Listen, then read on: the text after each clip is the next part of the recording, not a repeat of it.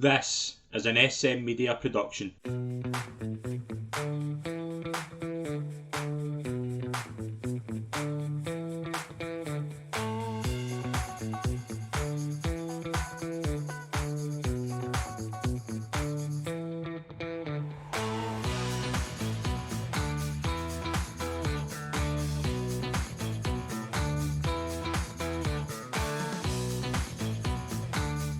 Hi folks, and welcome to the latest episode of SM Media's Road to Cheltenham 2023. I'm Scott McPike. It's an absolute pleasure to be your host as always, and it's always a pleasure to be joined by from the Scottish Daily Mail, Calum McClurkin. Calum, it's a pleasure as always. How are we? Hi there, yeah, all good here. Exciting times. Cheltenham's just inching forever closer, so yeah, looking forward to it all. Yeah, it's been a busy week actually. Maybe not the weekend. Maybe compared to last weekend, we saw the Dublin Racing Festival with a lot of Cheltenham clues. Maybe not as much, but it certainly was informative. And obviously, we had the big news about Allaho. Yeah, pretty marked news about Allaho. Him missing the festival. Abdominal bleed. It sounded pretty serious from over the weekend, being in equine hospital. Unfortunately, he's going to be okay. Hopefully, he makes a full recovery for next season because he's a spectacular horse over 2.5 miles. Yeah. First question we have this week was, with Allaho now missing the Ryanair, who is your bet in the race? Well, I mean, I think the Ascot Chase is going to be pretty decisive in that regard with Fakir the Race, Shishkin and Pick Doherty all kind of lining up, because they're the kind of three that you're looking at the established market anyway that could pick up the pieces here. Then I think Willie Mullins will be seriously considering rerouting Blue Lord here. He looked a bit slow behind Gentleton Demi at Christmas, and he shaped like a 2.5 miler pretty regularly. Sometimes on occasions, his Christmas form looks a bit doubtful now. Shaq and Perswak kind of bombed out. Did he just kind of look a bit better than he did in the day by just simply taking advantage of that? Gentleman to me winning means he's probably get him an energy mean for the champion chase. So you'd be thinking that he'll have Blue Lord here. Hot Egg Kalur's a possible supplementary option. But the fact that he fell last time out, we haven't really seen much of him or heard much of him since. I mean, he might be kind of a little bit in the sideline. So it's a wide open look for it at the moment. Fakir the Race, probably your reliable 2.5 mile yardstick for this race. He's been consistently second best since behind Allaho in recent seasons. This could be the year he takes something at Cheltenham, but sometimes he's shaped as a 3 miler in recent outings. Maybe he's just not been kind of fully on top with, and he's actually just coming into form for the spring. But Ascot's going to be decisive. At the moment, you're probably looking at Blue Lord and Fakir the Race as the two main beneficiaries from this. Yeah, obviously, when I heard of this, the first thing I thought was, what is Fury Road shortened to? And he's now a fairly decent price. Like, it's a really kind of good selection, I would say now. But it was always that kind of gamble. Like, if he was, when I put him up at 20-1, I always thought even if Allaho turns up, he could easily run into the frame. Now, with Allaho out, he's a chance. He's a chance of winning it. The other thing I took away as well, and I'm wondering your thoughts on this, well, obviously who sponsors a race, could they now reroute Conflated to this and throw two darts at it? Because Conflated, he was probably going to finish second last year. I don't think the owner really wants to run him in a Gold Cup. And obviously he's got the thing of running his own race. I could see Conflated rerouting here and potentially having a big chance. Yeah, the thing with Fury Road is that he kind of has these cheap pieces and he looks a little bit awkward at times under pressure. And it was the same kind of thing in the Irish Gold Cup. And I always kind of thought that he was a bit of a 3 miler, but the last day there might be evidence in a slowly run kind of race that he can drop to 2.5. I just think he's a bit fiddly, and he's bombed out before at Cheltenham. He's pretty hit and miss profile, but he's definitely in the mix now. It's interesting whether the Gornellic team will just stick with him or throw Conflated here, because they don't really have another viable Gold Cup candidate in the yard. And Conflated looked like worth trying over a bit further.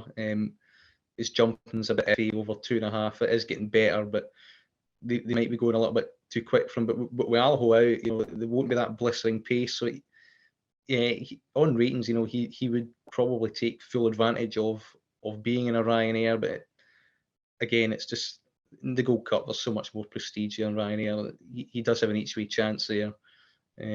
He's not raced against Galpin Deschamps. He's been left fresh for a Celtic Gold Cup, really. So, yeah, I'd still expect him to just run there, because I think, I know it's the Ryanair's their race, but if you've got a horse at a Gold Cup track, and it really is kind of a now or never season for him here. Yeah. Won the Irish equivalent. He's won the Savills. You might as well try your hand here and go for a clean sweep. Yeah. Next question. This is one name for yourself. Is Calum willing to change his opinion on Blazing Khal after this performance in the Boyne Hurdle? This was a horse you weren't mad on last year when he was winning the Ballymore trials, and he was favourite for an Albert Bartlett before he got injured. He's now come out first time out, and I thought he was really good, actually. Are you willing to change your opinion on Blazing Khal? Well, the opinion was based on him just beating Gillian Obello twice at Cheltenham. That's not good enough steers hurdle form. His Boyne Hurdle returns obviously a lot better, probably a career best. But he jumped a lot better, and he settled a lot better out the back. It was a lot smoother.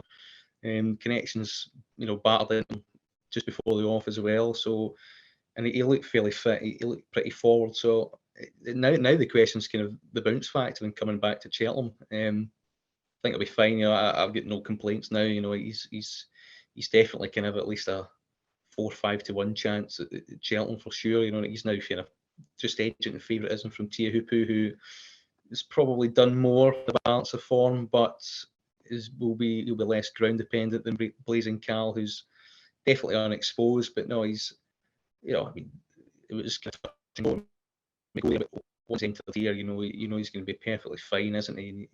His jumping looked better. His engine is completely intact, and that's a big plus.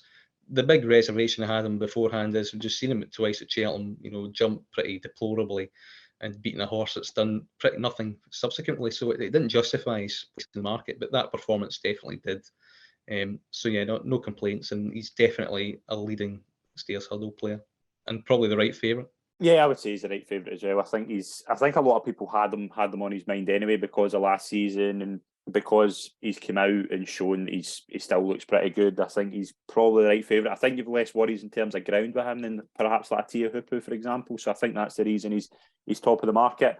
Final question: should Nicky Henderson be considering rerouting Lucia to the Supreme? Well, the temptation's there. It's a Supreme that looks a lot more open than it did a couple of weeks ago. The trainer obviously doesn't have anything else really to go there. So yeah, the temptation's there, and you'll get a £7 allowance, which looks very useful.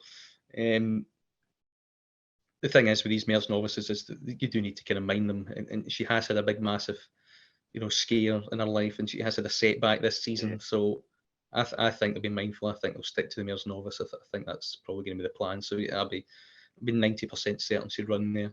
Yeah, I think she'll run there as well. I think she's got a great chance wherever she goes. I think she's a really, really promising horse for the future.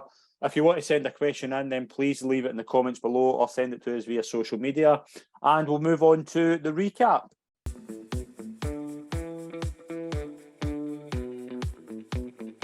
We'll start on Thursday in Huntingdon with the Sydney Banks. Marble Sands beat Rare Edition. It was a wee turn up in terms of a Thursday. I don't think we'll see much in terms of the Cheltenham Festival with this.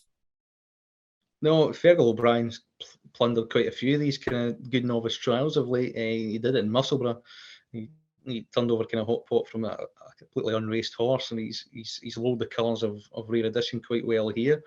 It was a good performance from the winner. Rare Edition just looked on heels, and I mean it was just very disappointing. He was never in my mind for a Supreme anyway, to be honest. And even less so now. They'll try and get him back, but maybe stretched by the further distance a little bit.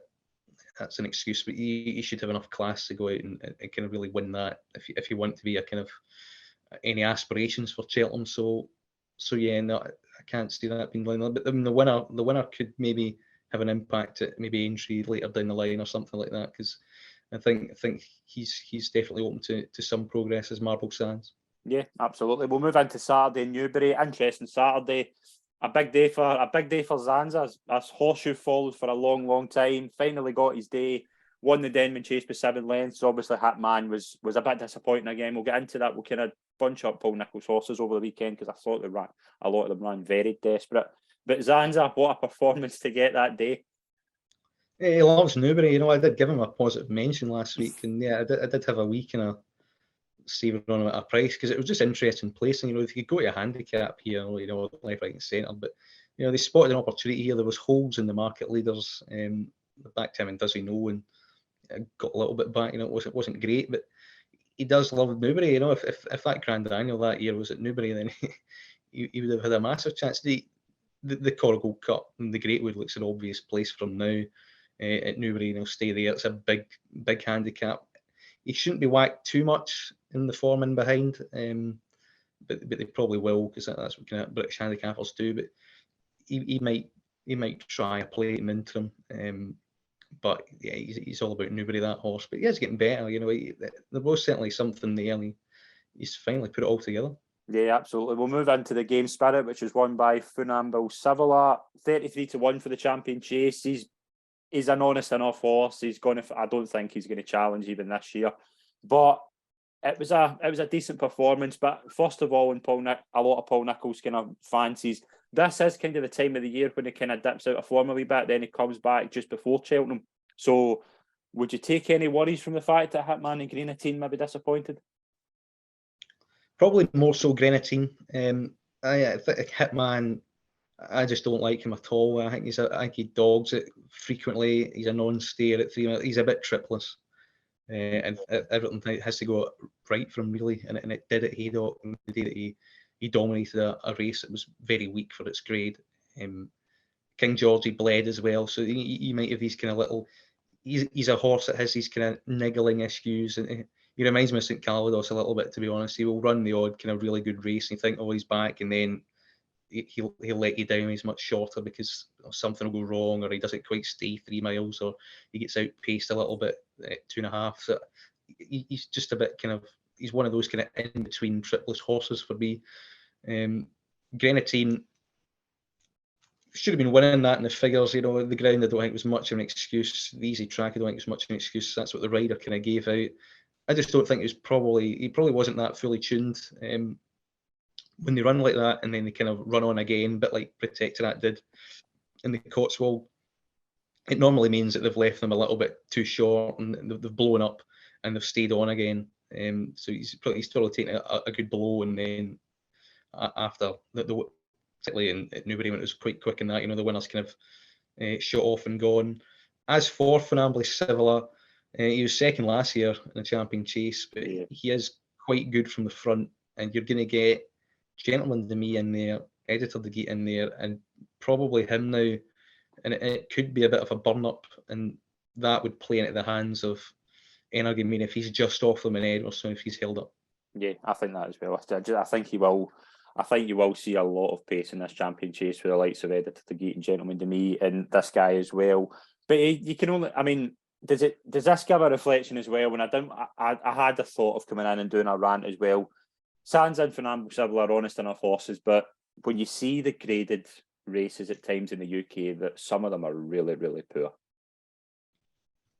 Yeah, and the quality doesn't. I mean, I didn't have much betting interest in it over the weekend, but yeah, it is kind of this kind of lull period of between the Dublin Racing Festival now and Cheltenham and the Spring Festivals, Aintree, Ayr, all the stuff where you probably get decent fields.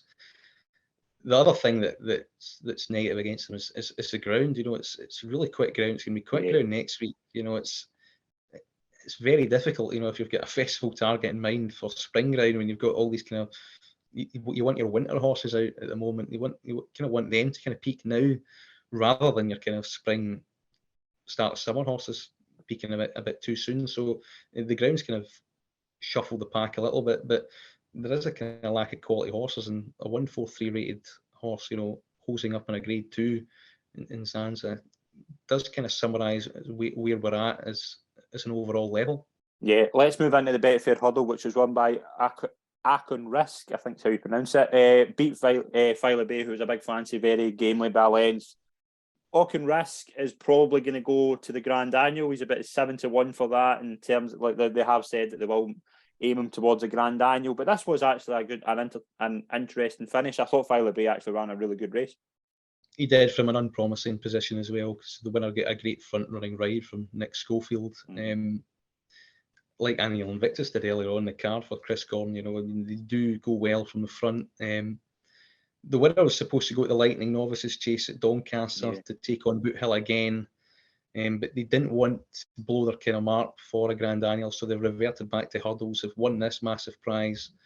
He was still entered in the Kingwell, obviously taken out of that this weekend, I would think, and now they're going to revert back to fences. So he's a smart dual purpose horse, that's for sure. And he's nicked this well from the front. The Grand Annual will ask a completely different question. He's fairly unproven around Cheltenham, for instance. There was 12-1 early in the week. It's now gone, and I think the price in that regard is gone with it. So he wouldn't be top of my list, but he definitely is respect, because being on the pace here is normally a plus, and the seconds are still going to be interesting in several handicaps. Positive mention for Monville as well, who stayed on back from fifth when he was absolutely whacked at the start for Philip Hobbs. So there's probably a decent handicap in him later on down the line, and he'd probably want it a bit softer as well. Yeah, Philip Hobbs obviously with 3,000 winners he had? 4,000? Yeah, it hit 3,000 mark. 3,000, some achievement as well. Again, very few will be able to say that they've had that. So a big achievement for Philip Hobbs. Warwick, let's start with a Nicky Henderson horse, potentially for the Mayor's Hurdle. Theatre Glory, 14-1 in places now for the Mayor's Hurdle. A bit keen, maybe can be a bit too keen, but a really nice horse with certainly a future ahead of her. That was a decent performance, I would say, and could she have a chance in a Mayor's Hurdle? I think it might be a year too soon for him, because this Mayor's Hurdle's got a lot of depth, and she doesn't really have much graded kind of efforts in the book, really. Plus, Love Envoy's Swerve List, which really kind of lessens the value of this, beating Molly's All His Wishes by 11 lengths, and the ground's probably plenty quick enough for the second. She's done it well. She's progressing, and she would have an each way shout. But anything coming for left field in this would be usually of quite a lot of interest. Like Black Tears winning it. Marie's Rock kind of has a similar profile to Marie's Rock in the way she's going through the ranks, but you're probably going to be taking on at least 4 or 5 pretty established Group 1 mares here, and it's going to be quite hard to bridge that gap all of a sudden. She may need another year to kind of develop, but I can see her running well. Yeah, we'll move into the Kingmaker, which has obviously turned into a 2-runner race. And John Bond, it wasn't easy, but he got there eventually. There's been a lot said about this race, and I think there's a lot of people on one side, there's a lot of people on the other. It wasn't as impressive as we thought it was going to be. He did jump a bit to his right. He had to be shaken up to beat a Calico, I don't think is that good a horse. Is there excuses for this performance? Can you look at this and think 15-8 now is a bit too big? I don't think the price is too big. There are excuses for the performance, because as Nicky Henderson mentioned, he's probably been a bit rusty. He's not had a proper race since entry. I mean, he's taken on 7 rivals in his 3 novice chasing starts. Now you're concerned about the quality of Grade 2s and Newbury and stuff. There is nothing in this British division apart from John Bond, really. He's there's been Boot Hill and Haddock's Dearborn maybe, and a few others, but Calico's kind of he's a mid-140s horse at best, isn't he? And the way it kind of tactically developed, John Bond was just caught in the heels when Calico injected a bit of speed into things. It took a while for him to get going, and round Warwick he had to go around the outside, and it just took him a bit of a while to get going. That was the quickest ground he's encountered in his career as well, and he was kind of caught out by it. So whether he's been caught out by just the tactical nature of the race, or just him not really being asked a question yet, or whether there's a bit underlying factors in that, there is a bit of a ceiling here with him. You saw it in the Supreme, saw it at Aintree where El Fabiolo was arguably unlucky not to beat him, and that was only his second hurdle start of his career. So yeah, Nicky Henderson's got this absolute brilliant skill of just picking these top class horses for Cheltenham correctly, and it might happen again. But the Irish form's £20 better than what John Bond's had to deliver. It's a big gap in terms of proven form out there. But he is capable of that, though. He is capable of making that step. He's definitely capable. He's got that kind of rating there in the locker. But if he's caught out by that, What's he going to be caught out by when Dysart Dynamo goes? I mean, you That was, cannot be yeah, that. You cannot be that lethargic. I know it was a prep run, but you can't be that lethargic from off the bat here because Dysart Dynamo will be and gone. Well, Fabio will be making up ground and not him. But if you do that and try and recover it at Cheltenham, it'll be all over by then, I'm afraid. So yeah, it's an interesting one. I think he'll come on a ton from it. He's definitely still a top class horse, but the difference in what some of the Irish horses have already achieved here to what he's already achieved is pretty stark, and you do wonder if that's going to catch him out come Cheltenham, or it might be in his benefit because he'll be fresher come Cheltenham. So it's really looking at one or two ways here. I think the market's successfully rebalanced because in the balance of form you have to make El Fabio favourite, and the question mark about him is, can he back that up? yeah. Do you look at it as well? Like last year, obviously, he went toe to toe with Dysart Dynamo, and I don't think it done any of them any good. Do you think though, like he sits back now?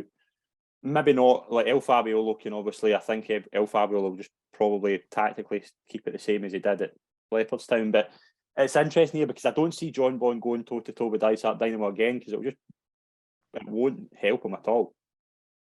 The funny thing here was that Nicky Henderson stressed that he didn't want to take a lead. Now, that's hard when it's a match race. Your rival's going too slow. And kind of, I mean, it would be easy for Ian Coleman just to go out, just bowl along, make all, win by 10, 15 lengths, without a question. But there is obviously Nicky Henderson is wanting some rivals here for him to take him on, so he can stick behind horses, so he can learn how to race, so he can learn how to settle. The field sizes have just not been there for him to actually kind of do that.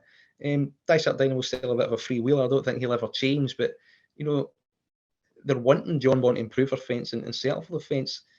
It's just all of his novice starts have been so unsatisfactory in his development and in the British the British division in general that you have to think there must be such a big gap at the moment between where El Fabio is at right now and where John Bond is at right now on proven form. But we all know John Bond's potential could easily bridge that. It's just whether there's too much in it now, or the fresher horse can turn things around and El Fabio can't replicate what he's done. But it's very hard to look beyond. Maybe Dysart Dynamo be a bit more tractable, getting loose in the front and forcing jumping mistakes, and he can maybe stay out there because it's a bit of a shorter trip than at Leopardstown, and El Fabio maybe obviously backing it up. He backs it up, he'll probably win.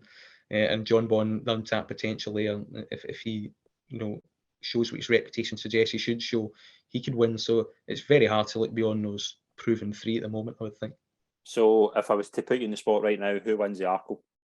Well, at the prices, I'd back Dysart Dynamo each way because I think he wouldn't be out of the frame. So I would bottle it in that regard. As for the winner, I do believe that John Bond's just been mapped out for this whole season and he was caught out by his preps. I do think he'll win. I think that at least might have left the mark El Fabio, but you can easily make a case for all three. It's certainly not one race that I'll be diving into that much. Yeah, we'll move into a really nice winner actually. Hollenbach won the Novice Hurdle. There are entries for the Supreme in Ballymore. There are also potentially talk of going for a handicap. I think he's off 129. Could be one potentially. He won a very poor race though.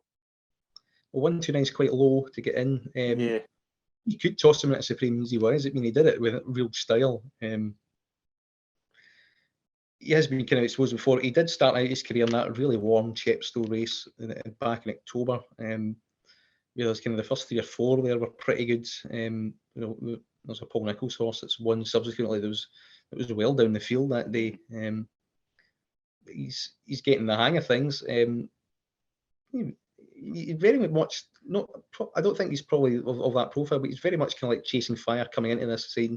We'll lob away with these kind of novice winners and teach him how to race, and he's looking getting better. He's defying penalties. In an open Supreme, you can afford to chuck him in there and see where he's at. If he just plugs on for a bit of decent place money between like 4th, 5th, or 6th, and there's absolutely nothing wrong with that. And yeah. He'll definitely be stepping up in grade. I think he is talented. Supreme's a bit of a leap, but you can toss him in there if they want to. I wouldn't blame Connections if they didn't. Yeah, it could be interesting. We'll move into Nace. A few to mention. We'll start with Sir Alan won the the race has turned into a bit of a Boodles trial, because I think three of the last four winners of the Boodles just came from this race, and it was run by Sir Alain for Andrew Slattery. What do you think? Do you think we could see maybe 4 out of 5 now? Not from the winner. I don't think so. I don't think he jumped well enough, to be honest. He was out in front, and Khal would have no problems in beating him. It's the third that I'm a bit. The Charles Burns third biker, Yeah. much better than the Bear result. He's been given a mark of, I think, 124 or something around there this morning. That's workable. I think Khal does still have a class edge. With Jazzy Matty, 121 fourth, thought he looked a bit one pace, to be honest. I don't think he's that.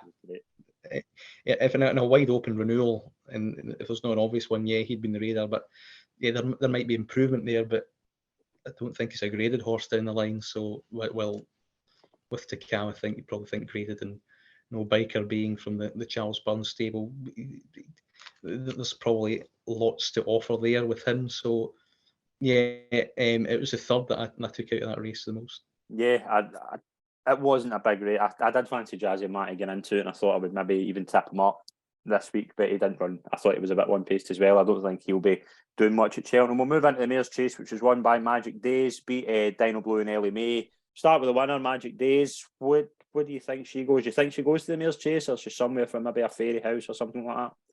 Robbie Power said he'd be going Mayor's Chase with her. Didn't see why. This horse at the start of the season was failing at the top of my grand annual list. Okay. I think going from the front as a 2 miler really suits her, and it did that day. 2.5 miles, I think, up that Cheltenham Hill. I don't think she'll see it out the way she races. I do think she's got class. I think she's worth trying, graded company, but if the Mayor's Chase was 2 miles, yeah, she'd be interesting. 2.5, I think, will stretch her. She's shaped in the Mayor's Novice. It's like coming from the front as well. She was second. Tell Me Something Girl. She ran a terrific race from the front that day at a big price. Just think she's a bit of a. I think she's a good forward going 2 miler, personally. But I think now the mark's kind of disappeared a little bit. They're trying their hand in Mayor's Chases, but I think the trip will find her out. I think Dino Blue reverse that form over further. Is Ellie May done? She tried to make up ground up the back of the home straight, but it was a really flat run. I think it was reported that she was flat out all the way, so I think she was done for speed as well. So, yeah, I think she is showing signs that she might be a little bit over the hill now. Yeah, we'll move into the Hunter's Chase, which was won by Billaway. Last year's winner's now 9-1 for the Hunter's Chase. He won by half a length. It was not impressive. It was a fairly normal Billaway ride. There was a lot of mistakes in there. There was times where it just didn't look like a horse that's won at a Cheltenham Festival. What do you think here? Do you think it's harsh maybe to put him out that much? No, it's completely justified. He did actually okay early on, and then he made one really bad mistake, and his confidence disappeared. And Patrick Mullins did well to get him up. Really, his back class did till the end, but there's no way he's turning around the form with these Christie horses at the front of the market. This is between Vosselet and Wing Leader at the moment. Yeah. And, they're not getting older. And Billaway's about 11 now. He's had his year. He's won one, and I think that's the way it's going to stay. Unless they do it too quick again up top and he comes flying home late and he's still there pitching. But I don't think they'll make that same mistake they did last year. Yeah, I think, this horse is crazy to follow because he'll win races, but he's never a backable price. And then he obviously at Cheltenham, I thought he was going. Last year, I had the slip ripped up, and then he just comes from nowhere. And that's what he kind of does. That's how he's going to win. He's not going to win just by out jumping. You look at Vosselet, who's about 7-4, and is he too short? But he certainly looks the progressive one out of this bunch. Even Wing Leader, he caught him on the line last year. There was one horse that took Wing Leader on from quite a long way out, and I think that kind of did for Wing Leader. And if he wasn't there, you'd be able to just mind him a little bit. He would have won by 5 or 6 lengths probably. If they held on to him. So tactically it fell apart and it fell into the lap of Billaway. But he's always promised to shape to win one of these if it all goes right for him. And eventually it did. But I do think he's had his year. I'd be pretty surprised if he retains his crown. He's probably better a little bit in softer ground as well. So yeah, it would need to be a big slog for him to win. Yeah, we'll move into Sunday Navan. We'll start with a horse, Firm Footings for Gordon Elliott. 14-1 in places now for the Martin Pipe. Potentially an interesting one. Didn't jump well. He would have to get his jumping better to be a contender in a Martin Pipe. But there's no doubt he is a bit talented. And there is talent there, and there's a bit of mileage in his mark, you'd think. I think this horse is comfortably like maybe kind of second rung kind of standard, really. I wouldn't be surprised if there wasn't a classier one in the race, but he would have an each way chance on the way that he's going. The Martin Pipe looks pretty suitable for him. I think. I mean, it's the only place he could really realistically go, isn't it? So yeah, it was a good enough performance. His jumping will have to improve, as you say. Yeah, we'll move into the Novice Hurdle, which is won by Hunter's Yarn. I think there's a few to take out of this race. We'll start with the winner. You can find about 10-1 for the Supreme. Is he good enough to win something like that? Because it was impressive. Yeah, I think it's too soon for me. I don't think he jumped well at all. Either he wasn't fluent. Hit a couple. I think there's a serious raw ability there. I think this horse is second coming of El Fabiolo. Think so. And he's really young. I don't think he's a hurdler. I think he's a chaser. I think the Supreme might be a bit too much for him. If he was mine, I would wait to entry, go that route again, and just run Imperi passing the Supreme, please. Just you win it, go there, the love of God, and run that Raven in the Ballymore, and put this horse in at entry. To be honest, I think it's a really simple discussion to have, and that's probably what they should be doing. Well, Mum's mentioned Supreme, yeah, he can take a chance, and he has an each way chance and an open renewal. But if it was mine, I think I'd give him a bit more time and send him to entry personally. But yeah, there was a couple of eye catchers in behind as well. Certainly the second and third. I know you like the third. I really like the second. Imagine. I think he could be one going up and trip. I think will do him the world of good. The Gavin Cromwell one was good as well. Both horses looked potential Martin Pipe players to me. I think Imagine's a 2 miler. I mean, the way he was overtaken there, and I've not really seen much evidence for him to go up 2.5. I think there's a serious horse in there, but he just shapes a bit like a bit of a kind of an okay 2 miler, like a grade 2 operator 2 mile at the moment. I wouldn't be rushing up to go 5 furlongs with him. The Gavin Cromwell horse, but I think he is. I mean, he's been in the Martin Pipe radar for most people for a long way. Yeah. The last day when he was beaten, he was outstaying really bad grounds when they took hurdles out, which suggested that he might not get the trip, but he will get it in good spring ground if it's quick enough. He'll definitely be a massive player. But that is the big kind of caveat here with him, because if it's not, he could cope with coming back in a truly run county hurdle, I would think. So I'd be wary of him in terms of ground later on to see where he's going. But wherever he does go, he would be of plenty of interest. And I took more out of his run than I imagined. We'll move into the Boyne Hurdle, which was won by Blazing Khal. We obviously spoke about Blazing Khal earlier in the show. Again, strong display. You mentioned there he's the right favourite. As the Stairs Hurdle now became quite a decent race. It has open looked at again. When the Ryanair think, you might think, down in quality, but it's an open race. The Champion Chase is an open race. The Gold Cup is arguably an open race. You think Galopin Des Champs is maybe a bit of a doubtful kind of stayer or something like that. So, and as it's a Supreme in Ballymore, so it's definitely shaping up to be a very interesting festival now in some divisions. This race looks pretty red hot now. Perhaps particularly Flooring Porter makes it. Yeah, it would be very interesting. There's a bit of depth to it now. He's beaten Meet and Greet here fairly comfortably. I mean, he's a good yardstick for form, because Home by the Lee beat him in a similar margin, and there's quite a lot that are kind of whacking Home by the Lee that, and Flooring Porter didn't run to form. So Meet and Greet's kind of your yardstick there. Could argue that Home by the Lee's a little bit, possibly a bit big in comparison to the other top two in the market, but you're getting Tia Hooper now, Blazing Khal, and Home by the Lee, and they're the kind of three young up and comers here, and that this division really kind of badly needed, and they're rightfully the top three in the market now. So Blazing Khal, good performance, jumped a lot better than he did before. The engine's definitely still there. He was fit enough though, so I wouldn't expect massive improvement going forward. And Connections did suggest that they might go to Aintree instead of Cheltenham if they did run out of time. But again, that's probably noising things up a little bit, just like his prep. So yeah, he's on balance. He's just about the one to beat. I backed Beacon Edge in third. I thought he was going to run his career best in this, and I was a bit Sam disappointed. was very disappointing.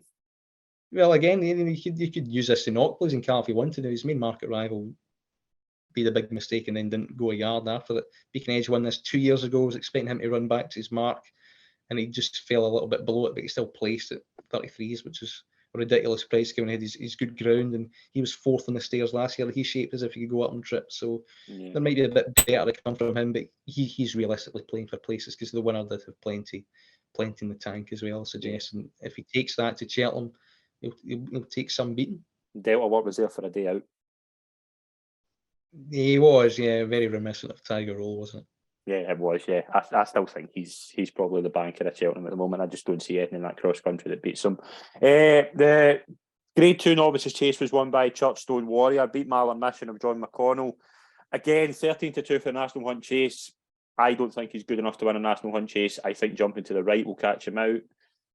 I would say Marlon Mission probably reverses that form if they both go to Cheltenham. And Marlon Mission jumped really well.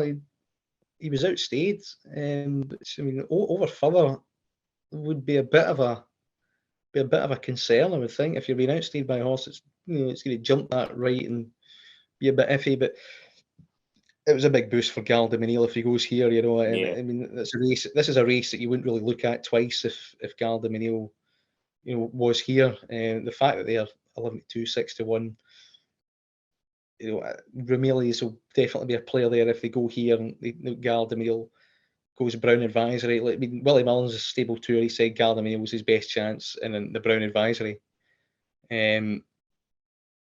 I'd agree with him in that regard because his jumping with Sir Gerhard is tricky. So he's floating in between running Sir Gerhard in the Turners or the Brown Advisory, and he's floating in between of Gal de Menil running in the Brown Advisory and the National Hunt Chase.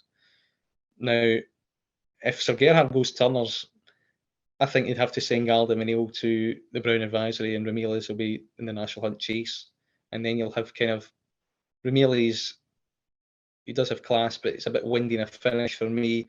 Churchstone Warrior, who's okay, Marlon Mission, who's okay as he showed in the 10 up, and Chemical Energy could come back to form, and that's about it because City Chief isn't running here. So yeah, it's all in the hands of Willie Mullins and where he places Gal de Menil. Yeah, I think that is a flying element here. If it goes to the National Hunt Chase, though, he wins it. That's simple. We'll move into Exeter on Sunday. We have Lucia, 2 Nicky Henderson horses to mention. We'll start with Lucia. 13-8 now for the Mares Novice Hurdle. Again, we mentioned it. Lovely performance. You thought she didn't jump really that well, though? No, I think she gets in a bit tight sometimes. This perhaps might have been controversial here, but what is she beating? Yeah, no, it was a poor race. My market rival bombed out. I mean, it's a bit like the John Bond situation here, beating next to nothing and going up to Grade Hunt with Ashrow Diamonds, comfortable mixing in Grade 1 form. And she's 64-74 because she looked impressive in a pretty ornery Exeter race. She absolutely bungled the last. That might be lack of concentration or whatever. And with these Mares Novices, sometimes one time they're up, one time they're down. We've seen Dino Blue, Warren Favourite, smashed. Epitaunt, Warren Favourite, smashed. It's a completely different assignment to just turning up here and dossing about and winning these let's be honest, Mickey Mouse races easy. There'll be a big field here. There'll be a strong Irish representation. It's very hard to win a race like that as impressively. It's a totally different assignment. I think she's too short. There's undoubted class, but a Mares Novices Hurdle, a race of that nature, the way it is nowadays, I can leave her alone at that price. She could be a cut above. Epitaunt turned out to be a cut above. She didn't in that race. Dino Blue could be a cut above. She didn't turn out to be in that race. She's had problems before historically. She had a setback coming into this, which might make it more impressive doing what she did in Exeter. There could be a bounce factor in that. She screams avoid to me at that odds. That's in my opinion. If you play at short prices and just look at the form book and who's the world star in that race, it's definitely her. Yeah. But race of that nature, 64, absolutely no way, not for me. Aye, the price, that is the price, I think, as well. Like, I remember Epatont, when Epatont was running in this race, I think she was a bit as short as this as well. Completely bombed out, wins a champion hurdle next year. So could it be just a year too soon? Epatont and Dino Blue were both sub 2-1, and they both looked as good as this as well. Yeah. Without the past historical problems of Lucia, she could overcome it, and she obviously has done in her career. But I mean, if it turns into scrap, Nicky Henderson will be mindful of the future with this horse. Yeah, no, I agree. He will not leave her career at the door to win a Mayor's Novices hurdle. It benefited Epatont in the long run. It might benefit Dino Blue a season later as well. There will be other days down the line, and if it becomes attritional and she is kind of squeezed along, I don't think Nico de Boyne will go overly hard on her. And Henderson's record in this race isn't the strongest either. So it'll be a big field. It'll be scrummaging. There will need to be a bit of luck involved. It's just the nature of the race and the price. I can't back it.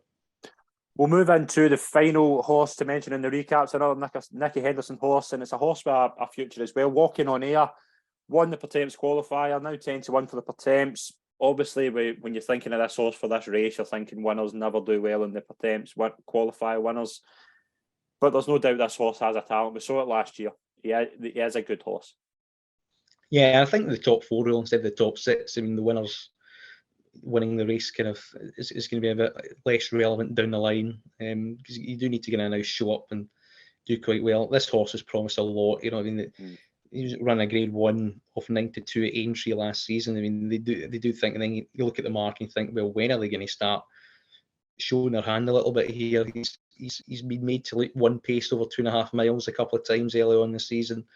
Last time out was a bit disappointing. You're thinking, is he a bit of a kind of weak finisher a little bit in the way he's doing it? I mean, he really should be exploiting this market, and then they've got to town on it right now, and it seems to be a well judged tilt at it. To be honest, he's got Captain Morgs. I think they're definitely two live each way players, I would think. It was impressive in Exeter. He's starting to show what he's all about. But again, that's how Nicky Henderson trains horses. In Marie's Rock, gradually, winding them up. If they're not bang there in the novice days, they will gradually wind them up and get the best out of them down the line later on. So it was good bit of training. He's definitely getting each wee chance. Yeah, absolutely. We'll move into what's coming up this week.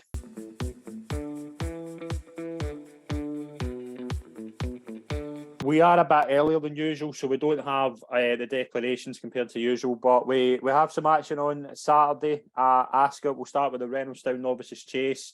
If you want to look at how bad the UK racing scene is at the moment, this is it. Gala de la Toes 5-4 favourite. Bold Endeavours 2-1. Super Survivor 10-3. This is a Grade 2. Yeah, again, bit ground, and then the Cheltenham Festival. If you've got a realistic Cheltenham hope, you're not going to run here either. So the gap's kind of forgivable. Gala de la Toes. I mean, if it's staying as, I mean, it's the driest it's ever been there, like 25 years. It's bone dry, water good ground. Do the Skelton's risk running her here? I don't think so, when she's pretty much a proven soft ground horse. So I'd be surprised if she ran. Bold Endeavour by default is probably the one to beat. Canondo Cueto is slightly interesting down there. 9-2 for Sam England. They just might be a bit more forward, and they might have this kind of in line rather than future assignments. So you might chance to. I'd be surprised if the favourite turned up. We've got the Swindley Handicap Chase as well, over 3 miles. You've got Rebels Hill in there, Ashtown Lad, Phoenix Way I quite like, as a horse I quite like. Again, just ground. It's going to be good ground. A lot of these, we don't really know if a lot of these horses act on it. True. It's just going to be ground dependent, isn't it? I mean, you have to wait, and you'd be wanting to back a genuine good ground horse. Riders on the Storm's interesting. Him, he does kind of run well in between breaks. He did pull up last time, and the trip might be a bit in the long side for him, but he can pop up on his day. 20 is probably a bit big for him. Ground will be okay for him, but again, he's one of these with a hit and miss profile. And it's interesting in Boynes would give an entry here just to get a mark of 139. Now, if it was bottomless, he'd be interesting in a Kim Muir. He's a bit of a tricky customer, but I mean, you can see him kind of going there down the line. There might be a few kind of horses there that you'd be looking at and say, yeah, I can see them running well on a Kim Muir later down the line, but it's whether they take that up or not. Yeah, we'll move into the Ascot Chase, the Grade 1 of the weekend, and it's from a week ago. Did we think this would give us a lot of Cheltenham clues? And it certainly looks like it's going to now. Fakir Duderie obviously going to defend the title. Shishkin, very much the unknown at this trip, and obviously fitness-wise, Pick Dory's in there. You've got Miller's Bank as well. This could be very, very interesting, particularly, obviously, Shishkin. I am getting into this with the same opinion I had in Shishkin with the Tingle Creek. If he finishes second, maybe 2 or 3 lengths down, I would say he's certainly going to be short on the bet. And whether that's right or not, I don't know. But I think all we need to see with Shishkin is that he's back to some sort of his best. Yeah, here's one to dampen the enthusiasm. Will he run? Do you think it? Now, I mean, Nicky Henderson's moaning about Ascot, water ground, good ground all year long. Yeah. Do you seriously run him here? If you believe that. Where else do you run him though?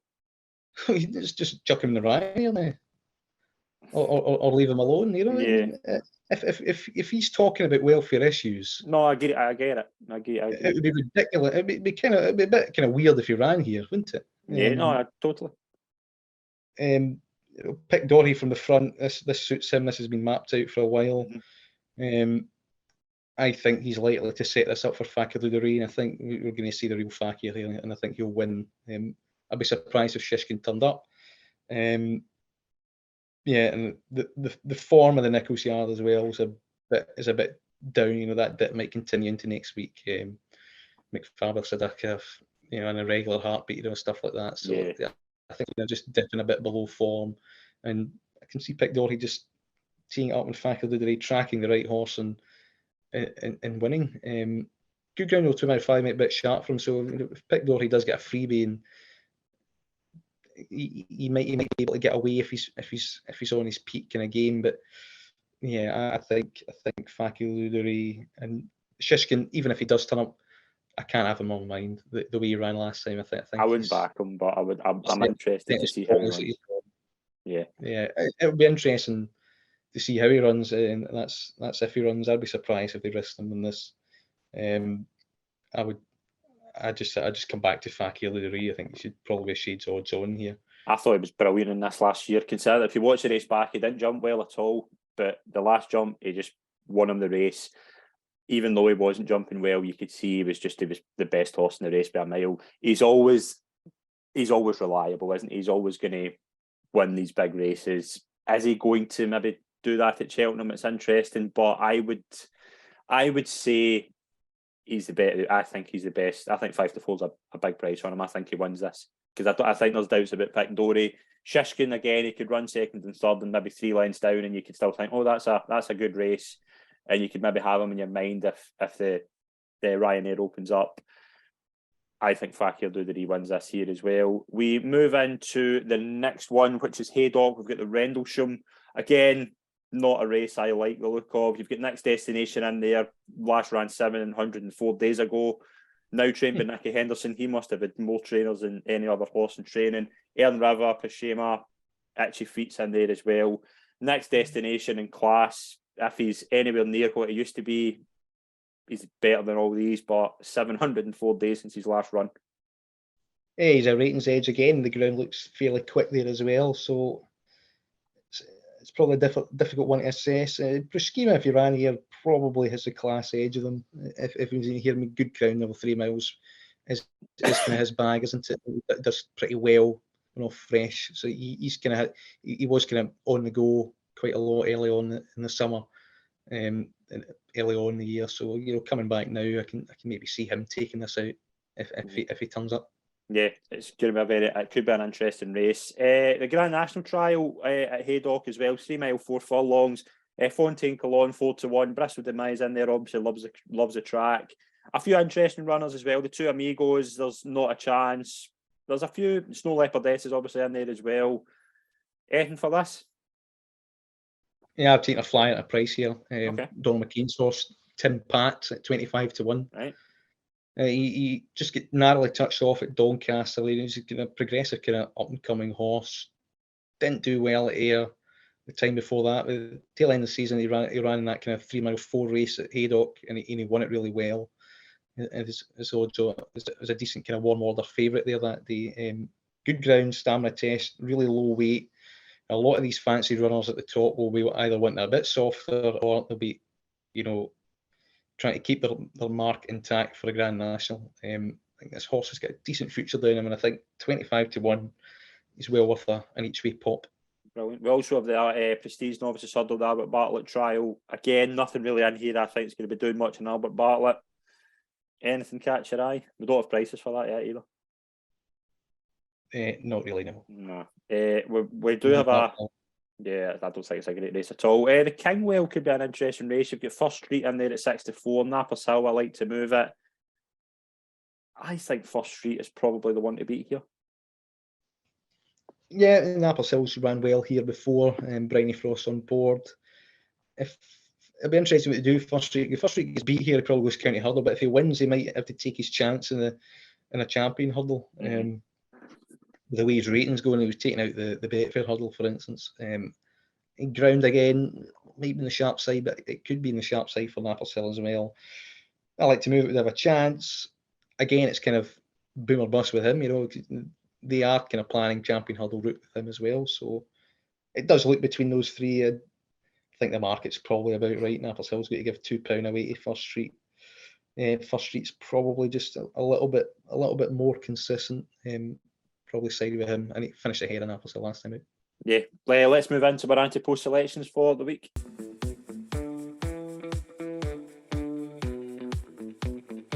We'll look at our anti-post selections coming up on the screen just now. One interesting runner is going to be Hidden Valley Lake in the Grade 2 at Clonmel on Thursday. Calum, this is the big test. Henry de Bromhead uses this a lot. This could be an interesting runner for you. Yeah, and it looks weak enough, barring one or two. I would expect him to be 90% fit and run pretty well, and he'll improve from that and on to the Albert Bartlett. I just think he's probably on percentage call the best horse in the race. Last time out, Cool Survivor ran pretty well. Nathaniel Lacey, he hammered him. Yeah. Hammered him with more conviction than Goodland did. And Cool Survivor's been tipped about really for kind of maybe a Martin Pipe or even running in an Albert Bartlett. He's no chance in hell he's going to reverse the form with Hidden Valley Lake and on current evidence. So I think Hidden Valley Lake, he's the 3 mile that I'm kind of pointing at, saying he's potentially got it all right now in class. There's a lot of respectable rivals in there, but he might just have a bit of an edge over them, and that's what I'm hoping. There was murmurings that Echoes and Rain could go champion hurdle if it cuts up. I heard that. Yeah, in the speed, I'd be still a bit surprised if that was the case. I still think they'll still probably run here. So apart from that, there's not been many updates and movements. So yeah, it's still all flowing okay. Let's move into our picks for this week. I'll let you go first. Who do you fancy? Who are you going to add to your list for this week? A bit of a flyer this week. It's Tyne White at 25-1 for the Grand Annual. Okay. It's just this horse preparation that kind of catches me that he's been off for a while, because he did this last year and he was off for a while and he was punted into 8-7s for the Grand Annual last year, and then it was that day where it went bottomless and they pulled him out. He's not been seen since November. He was kind of buried away after a disappointing run at Ascot. Just hot off the heels of a really good reappearance run at Ascot over 2 mile 1, where he absolutely hacked up by 5 lengths off 140. Off 142, sorry, he's now off 147. But he's interesting because the fact that it's his record fresh, it catches my eye, because off long breaks, second, first, 9th, second, first, second, first. That's off kind of sizable breaks. He's been off one here. The time that he was 9th was when he was prepped for the Betfair hurdle at Newbury at 28-1, and he absolutely cruised into League Two. He breezed into. He looked like an absolute graded weapon a little bit. He shapes like this quite often, where he powerfully travels into stuff, and then finds nothing because he gets there too soon a little bit. You would expect him to do the same at Ascot in his reappearance. So he beat Frero Brambu, who was second at Grand Annual last year. Just absolutely powered away, whooshed away, pretty convincing. Cheltenham's a little bit of an unknown with him, but I do think he'll be okay with it. He's a 7-year-old, and Paul Nicholls normally targets this quite well. He's won it with Le Parisien off 150, where he was off for 3 months. It's like this guy was. Yeah. The trainer was hauled into the representation room to say, "How has this horse improved from his last run?" Oh well, it's a different season, and then and that was it, and he kind of won that. The other one was Solar Impulse, who again wasn't seen for 3 months. He was 6. He improved for blinkers and better ground, and again he was hauled into the trainer's room and said, "Oh, what's happened here?" Well, we decided to put blinkers on the day, and it's made a massive difference. So yeah, he likes a long range plot, and I think this is the one that he's got for here, because Ilroyd also proved that he stayed 2.5 miles, and he'll go to the plate. So I think he's the one that's been kept back for this Grand Annual, and Paul Nicholls does prep quite well for it with young, unexposed horses that have a high reputation, that haven't quite found their ceiling yet and haven't quite delivered on the promise yet. And he's probably been an eye catch about every time he runs. And I think a mark of 147 isn't too bad. I think his last winner of it, the President, was off 150. Stuff like that. Solar Impulse off 140. So he knows what he's working with.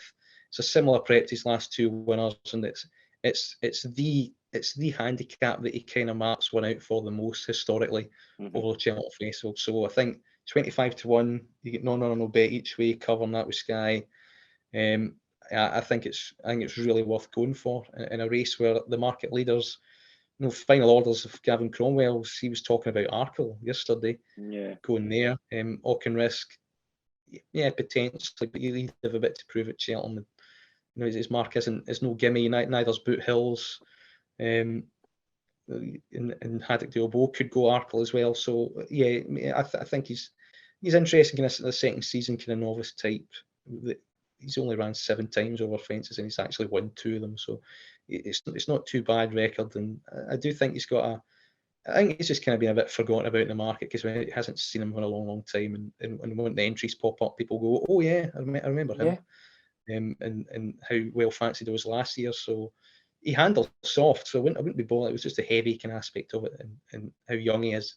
I think Paul Nicholls sensibly swerved that year, and they'll come back again. And the horses like Le Parisiens and Solar Impulses, they do always tend to come back for this kind of race. It's what the trainer normally does. So I can see him being here for a fair few while yet, in seasons and beyond, running in this kind of company, and having his turn and not having his turn. Hopefully can have his turn in March, where quite a few forgotten about him at 25-1. Yeah, very interesting pick. I'm going to go for a horse in the Martin Pipe. You obviously like the look of the Gavin Cromwell horse. I'm going to go for the second for the race on Sunday. I'm going to go for Imagine. I think this horse, I know you've said that if you feel it might be a 2-miler. I think a step up and trip would do him no harm. There was a race he ran, he was second to Hercule de Soy, who, if he was to turn up as well, he's not really been seen since the Royal Bond, he could be an interesting handicap player, particularly maybe in a county hurdle. I really like Imagine. I just think he's 135. He'll probably get a couple of pounds from the handicapper in the UK. Again, I just feel as if maybe a Friday, it's probably going to be decent ground. It always seems to quicken in the Friday compared to usual. And I think this could be the making of him. I don't think there's not a lot screaming out to me in the Martin Pipe, and I just think Imagine if he was to go here, I've kind of had him in my radar for a while. Similar kind of profile last year to Chemical Energy, who didn't run very well, but I think he's a better horse than Chemical Energy. And I think 12-1 now, I think it's a decent price, non-runner, no bet. Yeah, I think there's potential there. So he was beaten by the Cromwell horse before he was taken out the Royal Bond, wasn't he? And again, that horse is shaped that he's made that bit more stamina, and I've got a slight stamina doubt about I know the way you're thinking. I'd have more stamina doubts with him because I thought he was almost emptying to the line, and while the third was kind of catching up, and he might have more mileage. But at 12-1, I think he's got a chance. He's definitely going to improve for next season. That's for sure. So Gordon Elliott knows what he's doing. So wherever he turns up, if he's the one of the Potters, that those colours that go there, the Caldwell. So that if he's their main representative, then he'd have a big chance. And Gordon Elliott, his record in the race is very, very good, and he always one decent high profile horse for it. And if it's him, then you're definitely onto something there. Yeah, as I say, it's a shot in the dark again. I think handicaps are really tough as well. I think they're tougher than usual because I think you've got a lot of decent horses, and they're easily a lot of graded horses that could get a really good mark and get in here, even with this 4 Yeah, and the mark type's particularly interesting, isn't it? You have to kind of get these 4 runs, and you need to prolong the kind of plot a little bit more. And I think Gavin Cromwell's very adept at doing that. Well, I think maybe the bigger yards are maybe trying to get to grips with that method of like, well, Charles Burns and Gavin Cromwell's and maybe the lesser light Irish stables have kind of had to do that historically to compete with Elliott and Mullins a little bit and prolong plots for longer. Yeah. And the fact that Elliott and Mullins might have to do that a little bit just with Cheltenham in mind. So maybe they can learn off them a little bit in that regard for a few years down the line because of this kind of 4-runner hurdle handicap rule. I do think there's a lot of contenders there. It's usually you normally know by now which one the Martin Pipe seems obvious. I mean, you remember the years of like Calm of Fire and horses like that. I know he didn't win it, but he was going to win it when he tipped up at the last. I thought it was fair. I've not really kind of seen an obvious eye catcher yet. But Galloping Deschamps been 100-1 for a graded race and then going up winning a Martin Pipe, and it works. It does, if you 2 mile on it, it looks like totally insufficient. But that race was so horrible they couldn't really pick him out from there. But somebody obviously did because they only went off 9s. But yeah, I mean, when the big stables nail their colours to the mast for what race, then there's probably mileage in it because it's probably going to be a graded horse down the line. Yeah, some interesting things just come through just now, just while we've been recording. I'm just going to get your thoughts on them. I know you probably won't know. Jet Howard has been scratched from the Supreme, as has Champ Kiley and Irish Point. Lucia remains in it as the only mare for that race, which is interesting. Willie Mullins has scratched 9 of his 12 entries for the National Hunt Chase. Can you name the 3 that have been left in it? The Gardemino, Ramillies and Tenzig. Are they the 3 still there? Spot on. Have you read this? No, that was a guess. They're the 3. Yeah, I mean, it's this is kind of. I think that this is a lot of scratchings happening now. There's 46 entries left in the Supreme.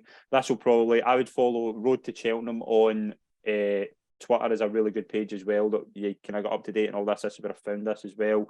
Brandy Love has obviously went to the Donnellys, not the JP as we thought last week. Again, just a lot happening, and it looks. It's 4 weeks today until the Cheltenham Festival. Yeah, you get these scratchings, or you get these kind of setbacks and stuff like that. But in return to that, it provides more clues and where it's going to go. Even in the puzzle, I mean, the knock-on effects elsewhere. So yeah, it's definitely interesting, and it's a sign that it's all boiling up. Yeah, absolutely. Well, we're going to wrap this week's show. Calum, thank you very much. It's been an absolute pleasure as always. Yep. Thanks very much. Brilliant. Thank you very much, everyone that's tuned in. If you've got a question, then please leave it on the comments or on our social media pages. And as always, subscribe to our YouTube and podcast channels. We'll see you soon. Cheers.